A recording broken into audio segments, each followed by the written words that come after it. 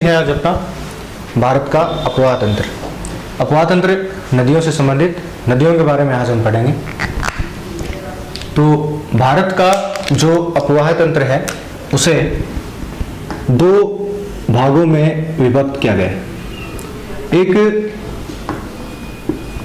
हिमालय अपवाह तंत्र यानी हिमालय से निकलने वाली नदियां, और दूसरा प्रायद्वीपीय अपवाह तंत्र। तो अपवाह तंत्र को दो भागों में बांटा गया, एक हिमालय अपवाह तंत्र, दूसरा होता है प्रायद्वीपीय अपवाह तंत्र। हिमालय और प्रायद्वीपीय अपवाह तंत्र की नदियों में दो सबसे बड़ी विशेषताएं हैं, यानी दो इनमें सबसे ज्यादा जो अंतर मिलते हैं वो है हिमालय से निकलने वाली नदियां जो है वो वर्ष भर प्रवाहित होती रहती हैं, इनमें वर्ष भर जल बना रहता है। लेकिन प्रायद्वीपीय भारत या बात करें दक्षिण भारत की, तो वहां की जो अधिकांश नदियां हैं वो विशेष रूप से वर्षा ऋतु के दौरान प्रवाहित होती हैं, यानी वर्षा ऋतु के दौरान इनमें विशेष रूप से जल जो है वो रहता है। अगली बात कि प्रायद्वीपीय भारत की जो नदियां हैं वो स्थायी मार्ग यानी भ्रंश घाटियों से विशेषतः प्रवाहित होती हैं। इनका मार्ग जो है वो बहुत ही कम परिस्थितियां होती हैं जब परिवर्तित होता है प्रायद्वीपीय भारत में, जबकि हिमालय से निकलने वाली जो नदियां हैं ये मार्ग परिवर्तन के लिए प्रसिद्ध होती हैं। यानी हम ये कह दें कि हिमालय अपवाह तंत्र की जो नदियां हैं वो मार्ग परिवर्तन करती हैं, किसकी बजाय? प्रायद्वीपीय अपवाह तंत्र की नदियों की बजाय। ये दो इनमें सबसे बड़े अंतर होते हैं। अगली बात करते हैं कि हिमालय जो अपवाह तंत्र है इसे तीन भागों में विभक्त किया गया है। तीन भाग हैं। सबसे पहला इसका भाग आता है सिंधु नदी तंत्र, दूसरा आता है गंगेय नदी तंत्र, और तीसरा आता है ब्रह्मपुत्र नदी तंत्र। ये तीनों अपवाह तंत्र जो हैं वो हिमालय अपवाह तंत्र के अंतर्गत शामिल किए जाते हैं, सिंधु, गंगा, ब्रह्मपुत्र। प्रायद्वीपीय अपवाह तंत्र की प्रमुख नदियां जो हैं उनके अंतर्गत हम गोदावरी, जो दक्षिण भारत की कह दें या हम कह दें कि प्रायद्वीपीय भारत की सबसे लंबी नदी है। भारत की दूसरी सबसे लंबी नदी भी गोदावरी है, पहली सबसे लंबी नदी होती है गंगा। दूसरी जो मुख्य नदी है प्रायद्वीपीय भारत में गोदावरी के बाद महानदी होती है कृष्णा नदी, कावेरी नदी, नर्मदा नदी, ताप्ती नदी। ये प्रायद्वीपीय भारत में प्रवाहित होने वाली प्रमुख नदियां हैं। कौन कौन सी हैं? सबसे पहले नदी है गोदावरी, महानदी, कृष्णा, कावेरी, नर्मदा, ताप्ती। जो प्रायद्वीपीय भारत है वहां की प्रमुख नदियां हैं, और इनकी अन्य जो सहायक नदियां हैं उन्हें भी हम इनके साथ पढ़ेंगे। सबसे पहले अपने पास नदी है सिंधु। तो सिंधु नदी के बारे में सबसे पहले हम पढ़ेंगे कि सिंधु नदी कहां से निकलती है, कहां इसका अंतिम स्थान होता है, इन सब के बारे में। शुरू करते हैं सिंधु नदी के बारे में।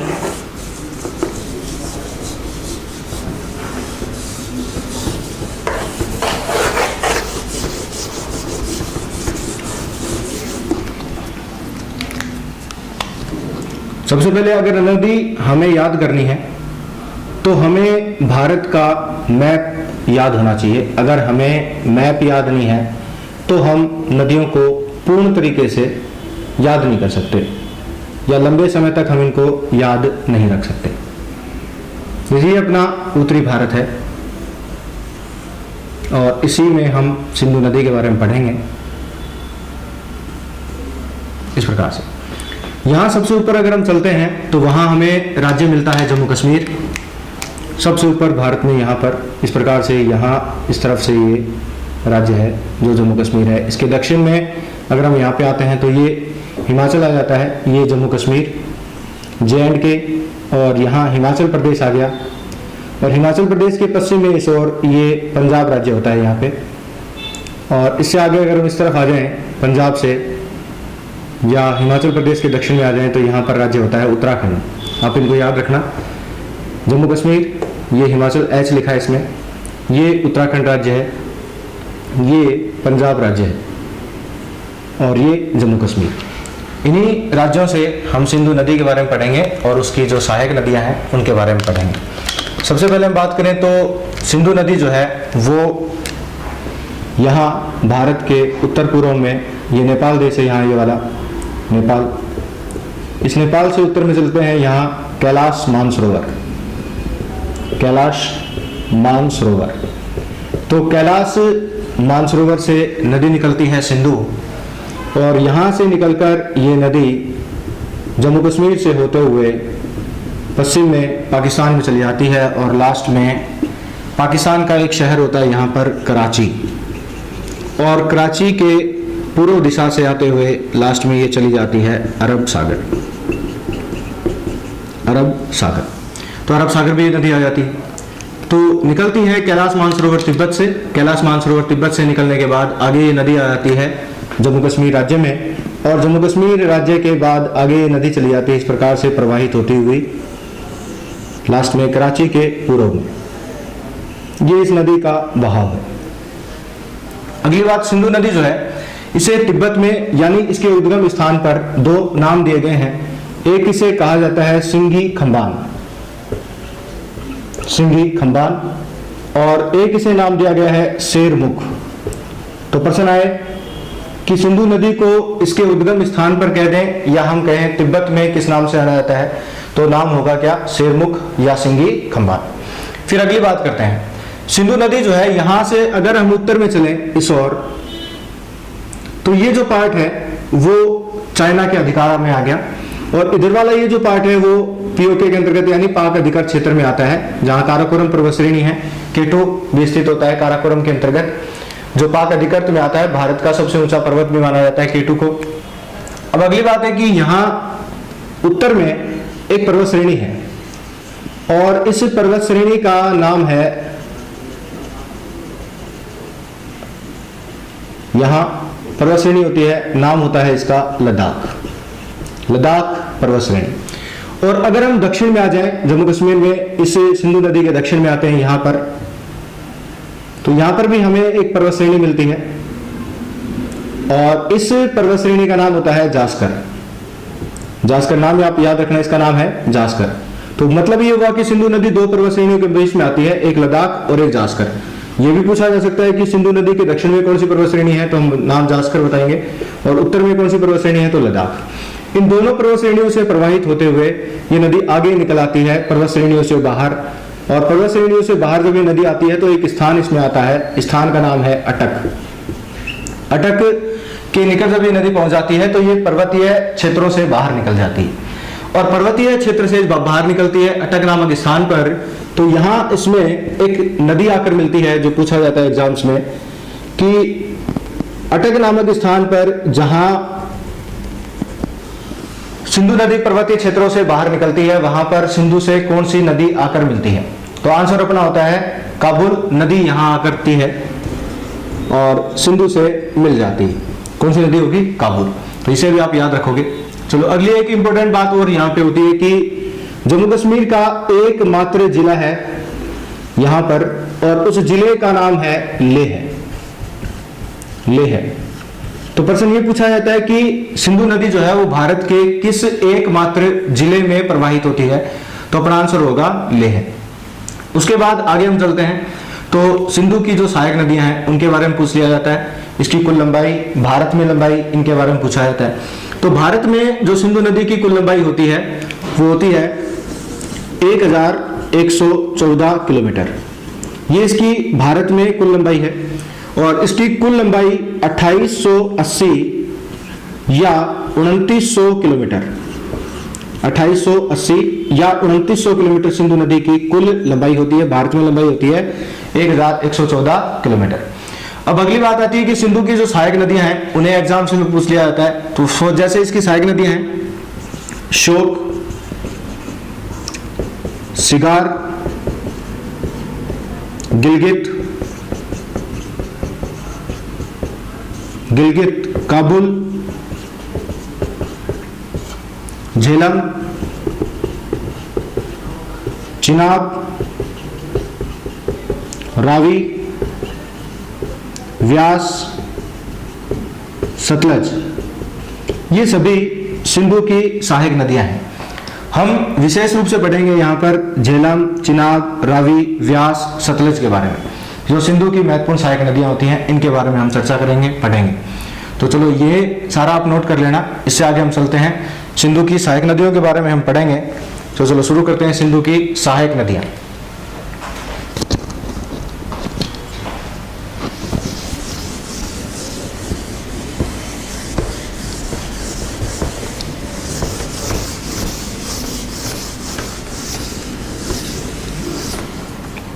सिंधु की सहायक नदियां।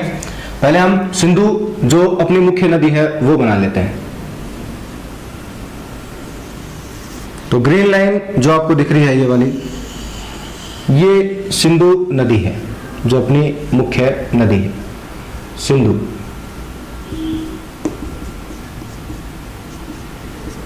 सिंधु नदी होगी। अब इसकी सहायक नदियों के बारे में पढ़ते हैं। तो ये सिंधु ग्रीन लाइन आप ध्यान रखना, मुख्य नदी है सिंधु नदी, नाम लिख देता हूं इसका, सिंधु नदी, सिंधु नदी, ये सारी यहां तक सिंधु नदी। यहां पर स्थान हमने पढ़ाई था भी, कहां से, कैलाश मानसरोवर तिब्बत से आती है, और अंतिम स्थान यहां पर कराची आ जाता है। कराची के पूर्व से ये चली जाती है अरब सागर, तो ये इसका अंतिम स्थान होता है यहां पर। अब इसकी पहली सहायक नदी के बारे में पढ़ते हैं। तो देखो पहली नदी आती है झेलम, सबसे पहले झेलम नदी आती। तो यहां से एक नदी हमने पढ़ ली झेलम, और झेलम के बारे में आपको याद रखना है कि झेलम नदी जो है ये आती कहां से है, तो ये आती है जम्मू कश्मीर में शेषनाग झील से। कौन सी झील से आती है, शेषनाग झील, और शेषनाग झील होती है जम्मू कश्मीर।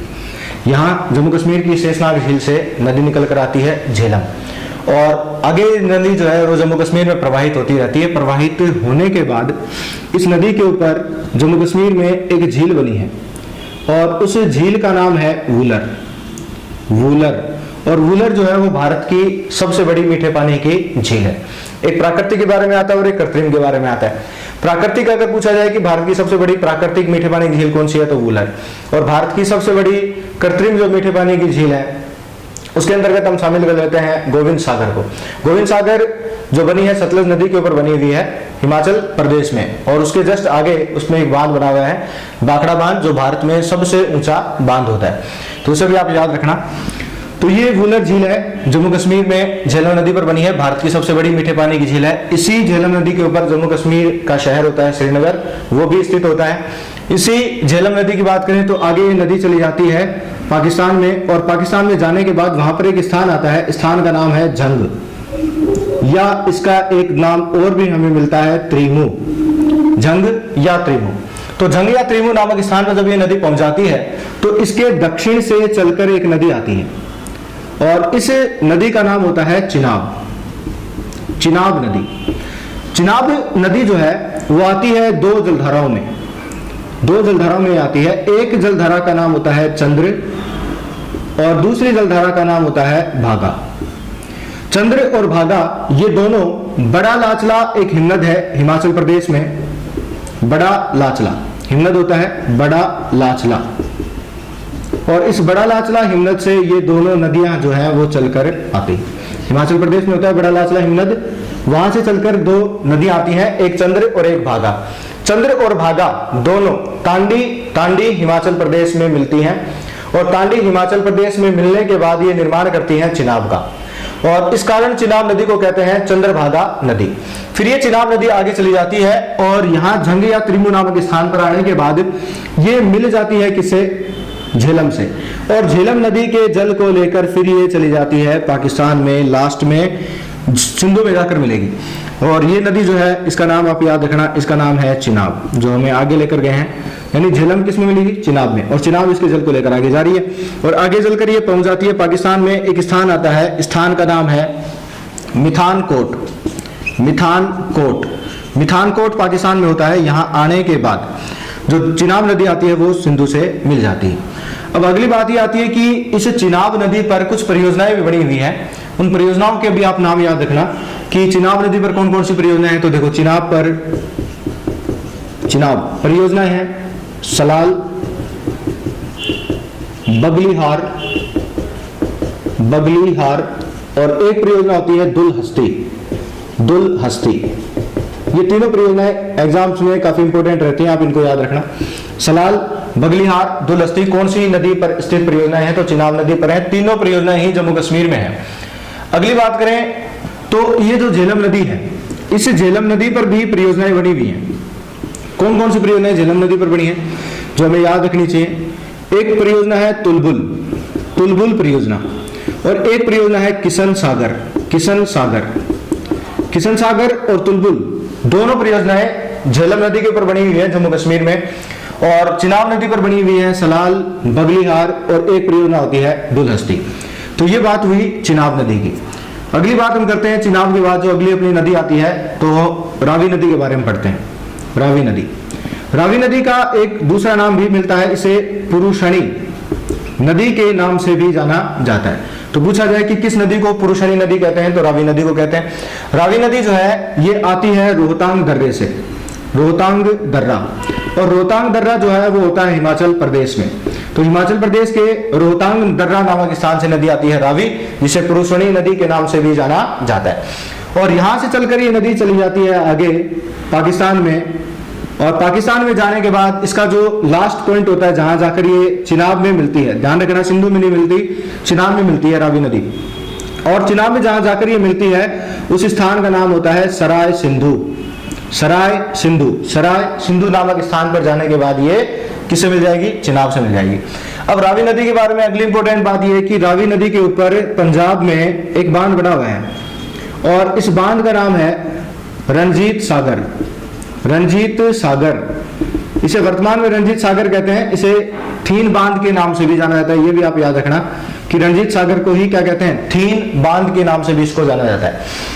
कौन से बांध को, जो पंजाब में बना है रावी नदी के ऊपर, रंजीत सागर इसका नाम होता है। रावी को पुरुषणी कहते हैं, रोहतांग दर्रे से आती है और सराय सिंधु नामक स्थान पर चिनाब में मिल जाती है। अब अगली बात करें तो अपनी अगली जो नदी है, अगली नदी होती है व्यास। और व्यास नदी जो है ये चलकर आती है रोहतांग दर्रे के निकट ही एक स्थान होता है व्यास कुंड।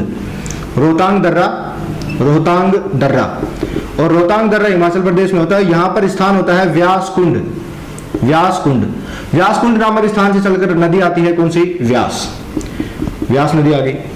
और इस ये व्यास नदी जो है वो पहुंच गई पंजाब में, एक स्थान आ गया हरिके बैराज, बांध है हरिके बैराज। हरिके बैराज जो बांध है वो बना हुआ है फिरोजपुर पंजाब में। हरिके बैराज सतलज और व्यास दो नदियों के संगम पर बांध बना हुआ है, जहां से इंदिरा गांधी नहर को भी निकाला गया है। ठीक है, तो आगे हम चलते हैं। इस व्यास नदी के ऊपर हरिके बैराज फिरोजपुर पंजाब में बांध बना हुआ है सतलज और व्यास के संगम पर। इस व्यास नदी के ऊपर दो बांध बने हुए हैं। कितने बांध हैं, दो बांध इस नदी के ऊपर बने हुए हैं। एक बांध का नाम होता है पोंग बांध। पोंग बांध, पोंग बांध जो है वो कांगड़ा हिमाचल प्रदेश में बना हुआ है, कांगड़ा हिमाचल प्रदेश में। और दूसरा इस पर बांध बना हुआ है पड़ोह, पड़ोह बांध। ये पड़ोह बांध बना हुआ है मंडी हिमाचल प्रदेश में। तो इस व्यास नदी के ऊपर दो बांध बने हुए हैं, एक का नाम है पोंग बांध और दूसरे का नाम है पड़ोह बांध। दोनों ही हिमाचल प्रदेश में है। पोंग कांगड़ा हिमाचल प्रदेश में है, पड़ोह मंडी हिमाचल प्रदेश में है। और फिर ये नदी हरिके बैराज फिरोजपुर पंजाब में आ जाती है। वहां आने के बाद सतलज जो है उससे मिल जाती है। तो इसके दक्षिण से जो नदी आ गई ये हो गई सतलज नदी, और सतलज फिर आगे चली जाती है। तो ये नदी है यहाँ पर सतलज, सतलज नदी। अब सतलज नदी के बारे में याद रखना है कि सतलज नदी जो है ये आती है राक्षस ताल झील से, राक्षस ताल झील। और राक्षस ताल झील जो है ये होती है तिब्बत में, तिब्बत में होती है राक्षस ताल झील, जहां से चलकर नदी आती है सतलज। और सतलज नदी हरिके बैराज में व्यास नदी के जल को अपने साथ मिलाकर आगे चली जाती है, हरिके बैराज बांध से आगे। और आगे जाने के बाद इसी चिनाब में जाकर मिल जाती है। ये नदी अपनी यहाँ पे है सतलज, और ये नदी जो इधर आ रही है इसका नाम है चिनाब। ठीक है, तो ये चिनाब भी यहाँ पे आके मिल गई। चिनाब के नाम से ही फिर ये सतलज के मिलने के बाद भी चिनाब का नाम चिनाब ही होता है, और चिनाब के नाम से फिर ये जाकर मिल जाती है चिनाब नदी, किसमें, सिंधु में। तो सतलज जो है वो कहाँ जाकर मिलती है, चिनाब में जाकर मिलती है, पाकिस्तान में। ठीक है, अगली बात, इस सतलज नदी के ऊपर हिमाचल प्रदेश में भारत की सबसे बड़ी मीठे पानी की झील बनी है गोविंद सागर, जो कृत्रिम झील है। तो आपसे इसके बारे में प्रश्न ये पूछेगा कि भारत की सबसे बड़ी कृत्रिम मीठे पानी की झील कौन सी है, तो हमारा आंसर होगा गोविंद सागर। इसी गोविंद सागर झील के बाद इस नदी के ऊपर एक बांध बना हुआ है, और उस बांध का नाम है भाखड़ा, भाखड़ा बांध। भाखड़ा बांध जो है वो बना हुआ है बिलासपुर हिमाचल प्रदेश में, बिलासपुर हिमाचल प्रदेश में बना है सतलज नदी के ऊपर। और इसके